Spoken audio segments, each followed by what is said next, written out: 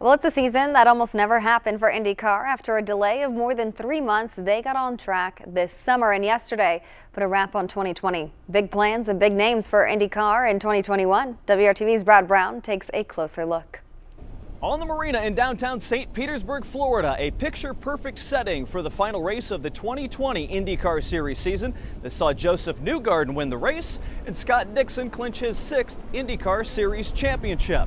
Quite the way to close out what has surely been a memorable year. You might remember back to the second week of March when we were here, when this was supposed to be the opening race of the 2020 season. The pandemic canceled it, and at one point we thought there would be no IndyCar racing at all. But a monumental effort by the series, the race promoters, the teams, these drivers, the sponsors, to put together a 14-race schedule that ultimately culminated with the championship won by Dixon here on Sunday. Looking ahead now to 2021, what is in store? Well, there's a new race on the calendar, some new drivers on the grid, and a lot more to keep the momentum toward the next green flag moving forward. As the sun sets on the 2020 IndyCar season, the focus turns toward 2021.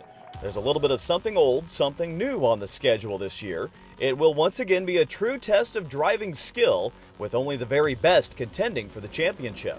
We kind of cut our teeth. Part of our DNA is ovals, but now street races are a big part of what we do, and they provide great branding, great exposure, international exposure for the cities where we have street races, and they turn into, as has been said, much more than races. The biggest headline of the summer came from Nashville. The Music City Grand Prix will make its debut, featuring a street course that will not only go around the Tennessee Titans Stadium, but will race the bridge over the Cumberland River.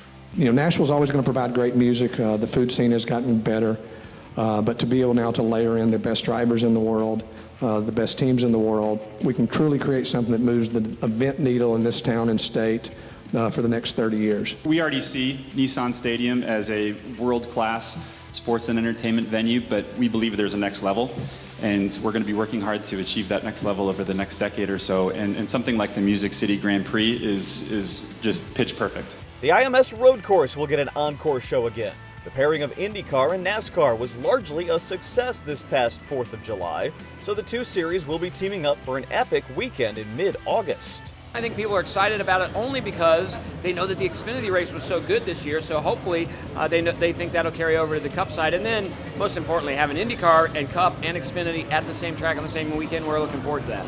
And don't look past new drivers on the grid. Australian Supercars champ Scott McLaughlin will be driving full-time for Team Penske. He made his debut Sunday in St. Pete.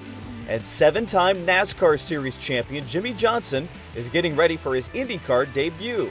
He'll be racing only on road and street courses with Chip Ganassi Racing. The 45-year-old will be a rookie once again in the IndyCar lineup. We all do recognize that I have a very steep learning curve ahead of myself with new cars, tracks, people. So I think, you know, it's going to be a very steep learning curve for me to deal with, but I love a good challenge, and I'm really excited to start this next chapter in my motorsports career. In case you're wondering, Johnson will indeed drive the number 48 car for Chip Ganassi Racing next season. Carvana was introduced this weekend as one of the primary sponsors for that car. Most of the teams that were here this weekend and some of the new drivers, Johnson expected to be among them, will begin their work for 2021 just a week from now. There'll be an IndyCar test session at Barber Motorsports Park in Alabama as the work starts to continue for this new season. And then it's just 4.5 months to the countdown to that new campaign. In fact, we'll be right back here in St. Pete, the season opener on the schedule for March 7th of 2021. Fingers crossed everything stays on the calendar and we can look forward to more exciting racing in the year ahead. In St. Petersburg, Florida, Brad Brown, WRTV Sports.